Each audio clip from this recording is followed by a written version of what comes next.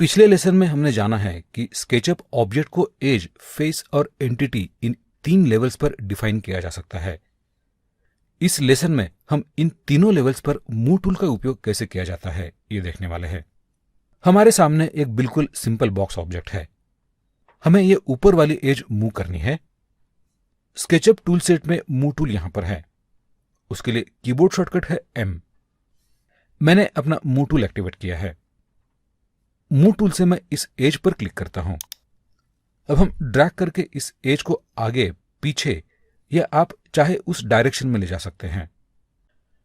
अगर आपको एज को किसी पर्टिकुलर डिस्टेंस के साथ मूव करना है तो आप कीबोर्ड से वैल्यू टाइप करके डिस्टेंस दे सकते हैं।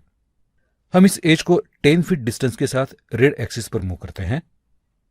इसके लिए मैं कीबोर्ड पर 10 फीट की वैल्यू टाइप करता हूं और एंटर की हिट करता हूं।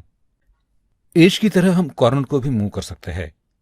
मूव टूल से मैं इन कॉर्नर्स को मूव करता हूं।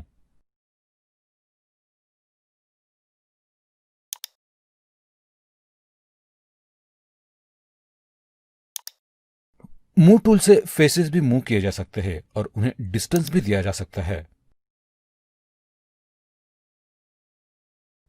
इस तरह से फेसेस मूव करने के लिए मूव टूल के बजाय पुश पुल टूल का इस्तेमाल करना ज्यादा आसान है।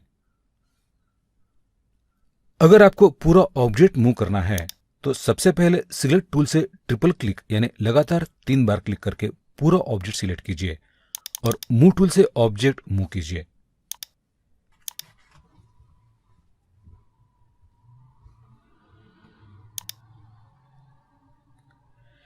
ऑब्जेक्ट मूव करने के लिए आप डिस्टेंस भी दे सकते हैं।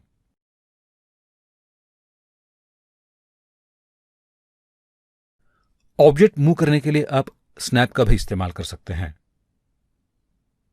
इससे आप ऑब्जेक्ट को किसी दूसरे ऑब्जेक्ट के कॉर्नर के साथ मैच कर सकते हैं, वहां अलाइन कर सकते हैं।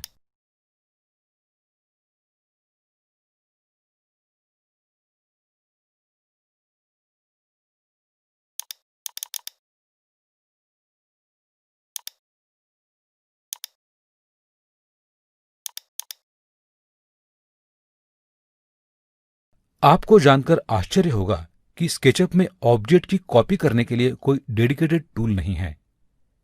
मगर इसका मतलब यह नहीं है कि आप स्केचअप में ऑब्जेक्ट की कॉपी नहीं कर सकते। दरअसल स्केचअप में मूव टूल में ही कॉपी का फीचर इंक्लूड किया गया है। हमें इस ऑब्जेक्ट की कॉपी बनानी है। सबसे पहले हमें इस ऑब्जेक्ट को सिलेक्ट करना होगा। इसके लिए मैं इस ऑब्जेक्ट पर ट्रिपल क्लिक करता हूं। ये ऑब्जेक्ट सिलेक्ट हुआ है। ऑब्जेक्ट की कॉपी बनाने के लिए सबसे पहले हमें मूव टूल सिलेक्ट करना होगा। मैं अपना मूव टूल सिलेक्ट करता हूं। मूव टूल एक्टिवेट हुआ है। इसमें कॉपी का फीचर ऐड करने के लिए हमें कीबोर्ड पर कंट्रोल की हिट करनी होगी।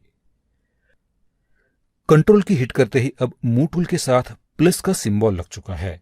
अब हम इस ऑब्जेक्ट की कॉपी बना सकते हैं।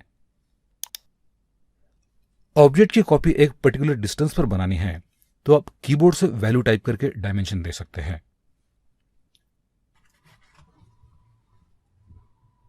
यहां ऑब्जेक्ट की एक कॉपी बनी है।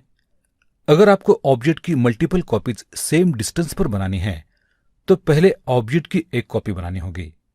हमने ऑलरेडी यहां पर एक कॉपी बनाई है। अब हम इसी ऑब्जेक्ट की और 4 कॉपीज बनाते हैं। इसके लिए हमें कीबोर्ड से इनपुट देना है x4। यहां x को मल्टीप्लिकेशन फैक्टर के तौर पे लिया जाता है और एंटर की हिट करता हूं। अब इस ओरिजिनल ऑब्जेक्ट की टोटल 4 कॉपीज यहां पर बनी हैं। कंप्लीट 3D ऑब्जेक्ट की तरह आप ऑब्जेक्ट का कोई फेस या एज भी कॉपी कर सकते हैं। अगर आपको एग्जिस्टिंग ऑब्जेक्ट के किसी फेस या एज का रेफरेंस लेकर कोई दूसरा ऑब्जेक्ट बनाना हो तो आप इस तरह से फेस या एज की कॉपी बना सकते हैं। उसके लिए पहले मूव टूल से फेस या एज सिलेक्ट कीजिए, फिर कंट्रोल की हिट कीजिए और सिलेक्टेड ऑब्जेक्ट की कॉपीज बनाइए। तो फिर चाहे वो एज हो या फेस हो।